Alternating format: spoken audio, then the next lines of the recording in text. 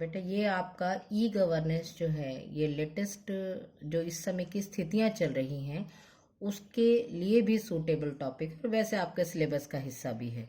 तो आपको ये पता होना चाहिए कि ई गवर्नेंस से आप क्या क्या चीज़ें कर सकते हैं और कैसे घर बैठे आप सेफली उसको यूटिलाइजेशन कर सकते हैं। तो इस जो प्रेजेंटेशन है इसमें हम पढ़ेंगे कि ई गवर्नेंस होती क्या है, उसके क्या एडवांटेजेस हैं और कुछ उसके डिसएडवांटेजेस भी हैं। ये तो आपको पता ही है कि कोई भी चीज़ होती है तो उसके कुछ फायदे भी हैं और कुछ नुकसान भी हैं। तो अब इसमें कंटेंट्स हमारे ये रहने वाले हैं। ई गवर्नेंस क्या है, major e governance services India में कौन कौन सी हैं, उसके एडवांटेजेस और उसके डिसएडवांटेजेस। तो सबसे फर्स्ट आपका टॉपिक है ई गवर्नेंस का मीनिंग है इलेक्ट्रॉनिक गवर्नेंस। इलेक्ट्रॉनिक गवर्नेंस का यहाँ पे अर्थ है कि इंफॉर्मेशन और कम्युनिकेशन का इकट्ठा होना, यानी कि इंटीग्रेशन का मतलब है एक साथ इस्तेमाल किए जाना। और ये टेक्नोलॉजी जो है ये गवर्नमेंट प्रोसेसेस के लिए, सर्विसेज के लिए और कम्युनिकेशन के लिए जो गवर्नमेंट यूज़ कर रही है तो उसे हम ई गवर्नेंस कहते हैं। जैसे कि आप देखिए कि अभी कुछ समय पहले ही गवर्नमेंट ने जो बिजली के बिल वगैरह हैं ये आप ऑनलाइन पे करने लगे हैं, पानी का बिल आप ऑनलाइन पे करते हैं, तो आपको कहीं जाने की ज़रूरत नहीं होती है। तो ये सारी वो सुविधाएं हैं जो गवर्नमेंट ने आम लोगों के लिए दी हैं। और आज का जो दौर चल रहा है उसमें तो ये और भी ज़रूरी हो गई हैं कि आप घर पे रहें, सुरक्षित रहें, लेकिन उन चीज़ों को भी आपको जो बहुत अर्जेंट है, जिनको आपको पे करना है, तो आप घर बैठे उसे कैसे पे कर सकते हैं। अब आप देखिए ई गवर्नेंस की जो कुछ सर्विसेज हैं इंडिया में, वो unique identification authority of India, ये आपने नाम सुना होगा। आधार जो आपके बने हैं, या आधार में आपको कोई मॉडिफिकेशन करानी है आधार कार्ड में, कई बार कोई नाम की स्पेलिंग में मिस्टेक है या कहीं फ़ोन नंबर में कोई चेंज है, कई बार आपका कुछ और है, आपके फादर के उसमें कुछ चेंज आता है, आप स्कूल में जाते हैं, आप कहते हैं कि मैम मेरा तो ये चेंज कर दीजिए, मेरे फादर का आधार कार्ड में ये है। तो इट मीन्स कि उस समय आप आधार में आप कौन सी ऐसी सर्विस है जिसके बारे में आपको पता होना चाहिए, तो उसे unique identification authority of India के नाम से जाना जाता है। इसी तरह से आपको पासपोर्ट बनवाना है, आपको वीज़ा बनवाना है, या मिनिस्ट्री ऑफ एक्सटर्नल अफेयर्स की कुछ ऐसी साइट्स हैं जहां आपको बहुत सारे ऐसे काम हैं जो आप ऑनलाइन कर सकते हैं। इनकम टैक्स पे करना है, आपको कोई ज़रूरत नहीं है लंबी लंबी लाइनों में लग के उस चीज़ के लिए पे करने की, आप ऑनलाइन उसे पे कर सकते हैं। कॉरपोरेट जो अफेयर्स हैं, यानी कॉरपोरेट से जुड़े जो लोग हैं, उनके लिए भी गवर्नमेंट ने अलग से सुविधाएं प्रदान की हैं। ई कोर्ट, आपको जो है कोर्ट से जुड़ी कुछ चीज़ें, ऐसी इंफॉर्मेशन चाहिए वो आप देख सकते हैं। पेटेंट्स, डिज़ाइन एंड ट्रेडमार्क, ये बिजनेसमैन के लिए होते हैं कि अगर उन्होंने कोई नई अपना कोई प्रोडक्ट लॉन्च किया है तो उसके लिए उनको गवर्नमेंट से पहले अथॉरिटी लेनी होती है, परमिशन लेनी होती है, तो उसके लिए भी गवर्नमेंट की तरफ से ई गवर्नेंस की तरफ से सर्विसेज प्रोवाइड की जा रही हैं। और सेंट्रल पब्लिक प्रोक्योरमेंट पोर्टल, ये आम आदमी, आम जनता के लिए इसमें कुछ सुविधाएं दी गई हैं। तो अब हम एक एक के बारे में ध्यान से समझेंगे और देखेंगे कि इनमें से अगर आपको किसी की ज़रूरत है तो हम कौन सी साइट को डायरेक्ट खोलें। अदरवाइज तो गूगल है, आप गूगल पे जाइए, सर्च कीजिए, आपको मिल जाएंगी। लेकिन एक प्रॉपर साइट का पता हो तो आपका टाइम भी वेस्ट नहीं होता और आपका काम भी जल्दी हो जाता है। तो सबसे पहले है UIDAI, ये unique identification authority of India का शॉर्ट फॉर्म है। इसका क्या रोल है? अगर आपको लोकल में चेक करना है कि आप जैसे रोहतक में रह रहे हैं, आपको पता लगाना है कि यहाँ पे ऐसे कौन से सेंटर हैं, ऐसे कौन सी जगह हैं जहाँ आप आधार कार्ड से रिलेटेड अपनी क्वेरीज को हैंडल कर सकते हैं, तो वो आप पता लगा सकते हैं। आपको आधार कार्ड के लिए अगर आपने कुछ करेक्शंस के लिए अप्लाई किया था तो उसका क्या स्टेटस है वो आप चेक कर सकते हैं। उसमें कुछ करेक्शंस हो गई हैं, आपको लेटेस्ट आधार कार्ड चाहिए तो आप उसे डाउनलोड भी कर सकते हैं, अपडेट कर सकते हैं। कोई आपका आधार कार्ड अगर मिसप्लेस हो गया है तो आप उसकी भी जानकारी वहाँ दे सकते हैं और उससे इंफॉर्मेशन जब अपडेट होके आए तो आप उसे डाउनलोड कर सकते हैं। तो ये हमारी वेबसाइट है www.uidai.gov.in। आपको सीधा इसी साइट पर जाना है और आपको ये आधार कार्ड की साइट आपकी खुल जाएगी। नेक्स्ट है पासपोर्ट और वीज़ा से जुड़ी। पासपोर्ट आपने अगर अप्लाई किया है उसको डाउनलोड करना है। कोई आपको ई फॉर्म्स का मतलब आपको मैनुअली इस तरह से फॉर्म नहीं भरने हैं, ऑनलाइन फॉर्म्स आपके पास होते हैं, आप उसे डाउनलोड कीजिए, फिल कीजिए, उसका प्रिंट भी ले सकते हैं। अगर आपके पास प्रिंटर अवेलेबल है तो आप उसका प्रिंट आउट भी ले सकते हैं। आपने पासपोर्ट के लिए अप्लाई किया है, आप उसका एप्लीकेशन स्टेटस चेक करना चाहते हैं कि कहाँ तक पहुँचा आपका काम, अभी कितना समय लगने वाला है, तो वो डिटेल आप ले सकते हैं। अपॉइंटमेंट्स आपको बुक करनी है, जाना है, आपको विजिट करने की ज़रूरत हो तो आप ऑलरेडी अपॉइंटमेंट्स लेकर जाइए, आपका भी टाइम वेस्ट नहीं होगा और आपको जहाँ जाएंगे ऑलरेडी आपकी अपॉइंटमेंट होगी तो आपको जल्दी आपकी क्वेरीज भी सॉल्व हो जाएंगी। इसी तरह से अगर आपकी कोई शिकायत है, ग्रीवियंस का अर्थ है यहाँ पे किसी तरह की कोई कंप्लेंट है, तो वो भी आप यहाँ पे लिख सकते हैं, अप्लाई कर सकते हैं और उसका स्टेटस भी चेक कर सकते हैं। तो ये आपकी साइट है जहाँ पे आप अपने मिनिस्ट्री ऑफ एक्सटर्नल अफेयर्स के बारे में भी या इनके बारे में आप अप्लाई कर सकते हैं, mca.gov.in। इसी तरह से इनकम टैक्स से जुड़ी चीज़ें, आपको इनकम टैक्स का फिल करना है, टीडीएस रिटर्न फिल करनी है, या आप बहुत छोटे हैं, आपको तो अभी शायद इन चीज़ों के बारे में जानकारी नहीं होगी, लेकिन आपके पेरेंट्स जो इस समय जॉब करते हैं उनको इस बारे में जानकारी होगी भी सही, लेकिन अगर आप उन्हें और चर्चा करेंगे उनके साथ तो उन्हें और अच्छा लगेगा कि हमारे बच्चे भी इस लाइन में अवेयर हैं या उन्हें भी पता है कि ये क्या चीज़ है और इसको कैसे हम इन फ्यूचर इसे यूज़ करेंगे।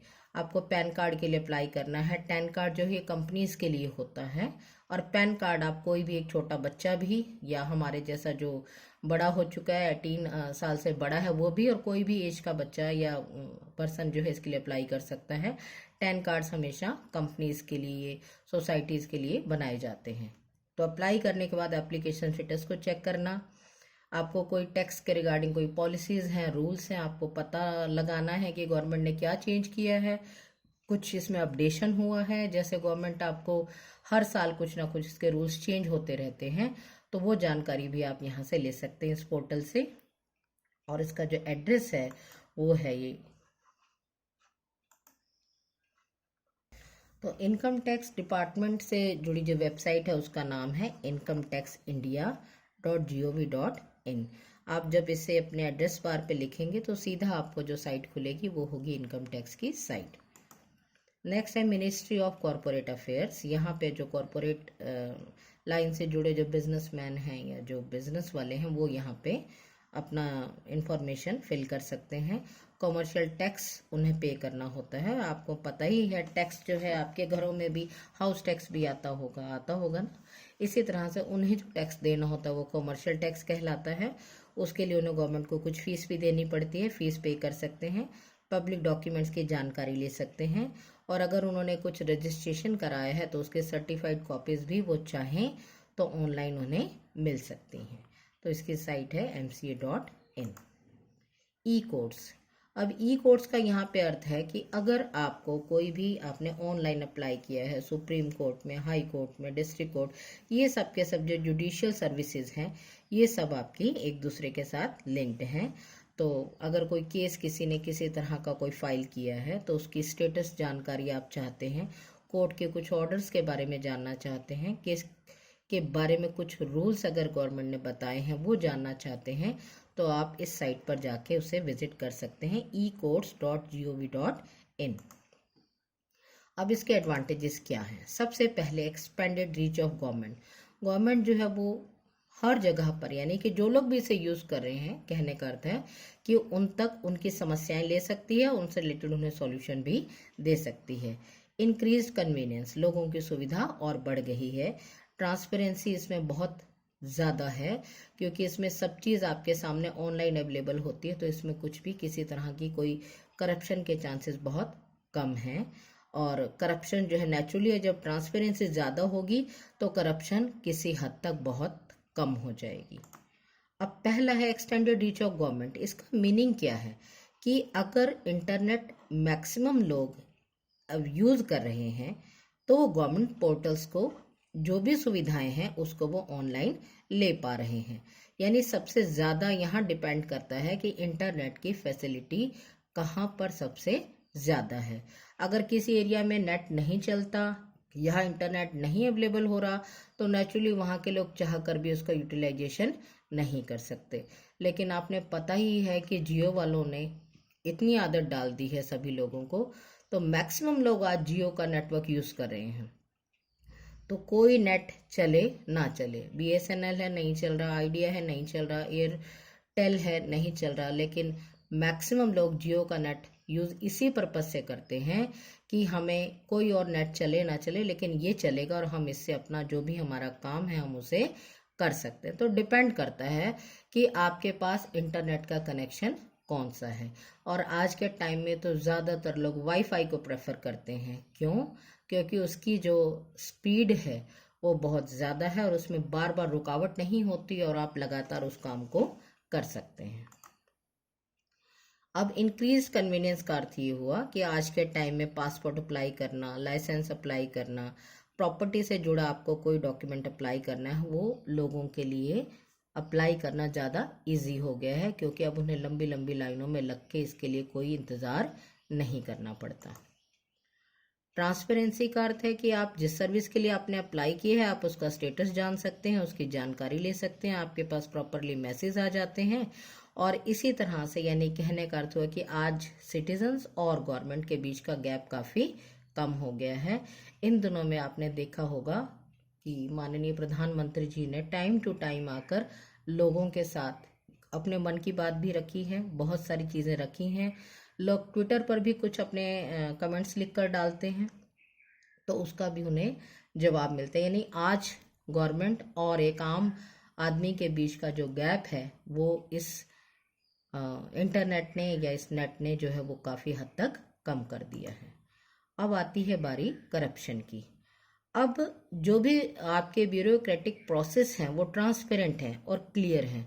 अब ब्यूरोक्रेटिक का मीनिंग क्या है? इसका अर्थ ये होता है कि एक ऐसा सिस्टम जो किसी भी देश की कंट्रोलिंग के लिए या मैनेजिंग के लिए बनाया जाता है और जिसमें बहुत सारे ऑफिशियल्स यानी कि गवर्नमेंट ऑफिशियल्स जो लोग हैं वो उसमें शामिल होते हैं और वो सभी नियम जो हैं वो इस तरीके से बनाते हैं या उन्हें फॉलो करवाते हैं जिससे किसी को भी कोई नुकसान ना हो और सभी आम आदमी उसका यूटिलाइजेशन कर सके।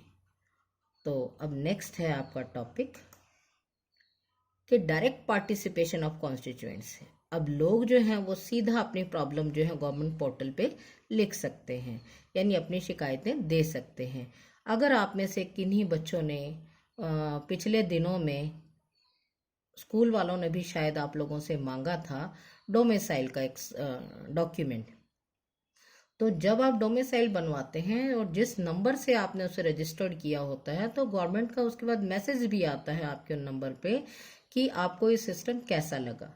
कोई ऐसा पर्सन जिसने आपके साथ बिहेव ठीक से किया कि नहीं किया, आप लोगों को कोई समस्या तो नहीं आई, तो यानी फीडबैक। तो फीडबैक का अर्थ हुआ कि आपके पास खुली आज़ादी होती है कि आप अपने व्यूज़ गवर्नमेंट के साथ शेयर करें कि जो गवर्नमेंट ने सुविधा आपको दी है उसके प्रोसेसिंग में कहीं आपको कोई अननेसेसरली कोई परेशानी हुई है, किसी एम्प्लॉय ने आपके साथ कुछ मिसबिहेव किया है या आपको बहुत लंबा बेवजह इंतज़ार करवाया है तो आप उसकी कंप्लेंट डाल सकते हैं।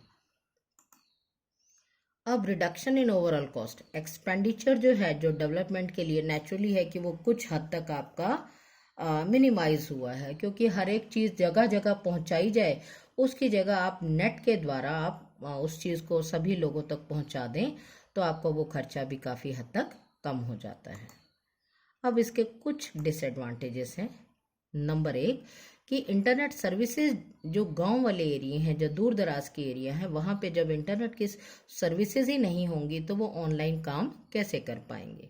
दूसरा है कि गवर्नमेंट पोर्टल्स जो हैं वो पूरी तरह से इस तरह से मैनेज नहीं कर पा रहे हैं, तो साइबर अटैक्स जैसी प्रॉब्लम आ रही हैं, मिसयूज़ हो जाता है डाटा का, हैकर्स उसे यूज़ कर लेते हैं। तो इस तरह से थोड़ा सा लोगों के मन में अभी डर भी है कि वो इसीलिए ऑनलाइन ट्रांजैक्शंस करते समय बहुत बार सोचते हैं कि ये की जाए या ना की जाए। हालांकि एक भीम ऐप है जो गवर्नमेंट ने इंडिया की तरफ से ही बना हुआ है, तो आप इसे यूटिलाइज करें। इसमें आपके सेफ है सभी ट्रांजैक्शंस, तो आप अपने पेरेंट्स को भी बता सकते हैं। प्ले स्टोर पर ये अवेलेबल है, तो आप इसको अपने किसी भी तरह के ट्रांजैक्शंस के लिए, पेमेंट देने के लिए, किसी को अकाउंट में आपने पैसा ट्रांसफ़र करना है, आप इसे सेफली यूज़ कर सकते हैं। और कुछ ये हुआ कि लोगों को ज़्यादातर पता ही नहीं है ई गवर्नेंस का। अभी आप इन दिनों हाल देख लीजिए, कोरोना के लिए गवर्नमेंट ने किस हद तक प्रयास किए हैं। हर लेवल तक उनको प्रयास किया है कि जो मजदूर हैं वो दूसरे शहरों में ना जाएं, लेकिन उन लोगों को इस चीज़ की अवेयरनेस भी नहीं है कि हमारे इस तरह से इकट्ठा जाने से, करने से ये बीमारी और फैल सकती है। जब लोग इतनी कॉमन चीज़ जो उनकी जान पर बना सकती है उसको भी वो नहीं समझना चाहते हैं, तो ई गवर्नेंस ऐसे लोगों के लिए जो ज़्यादा पढ़े लिखे नहीं हैं, केवल मजदूर लोग हैं, तो उनके लिए तो ये और भी समस्या बन जाती है। और ये समस्या गवर्नमेंट के लिए भी है कि वो उन्हें किस तरीके से ये समझाए कि उन्हें इस तरीके से निकलने की घर से ज़रूरत नहीं है, वो अपने घर पर भी इन सब चीज़ों को यूज़ कर सकते। इसी तरह से बहुत सर्विसेज ऐसी हैं जो अभी तक ई गवर्नेंस में इंक्लूड भी नहीं की गई हैं। तो ये कुछ ऐसे टॉपिक थे जो कि ई गवर्नेंस से जुड़े हुए थे। उम्मीद करती हूँ कि आपके जो भी डाउट्स रहे होंगे वो आपको क्लियर हो गए होंगे। तो इसके साथ ही हमारे टॉपिक यहीं पे ख़त्म होता है। धन्यवाद।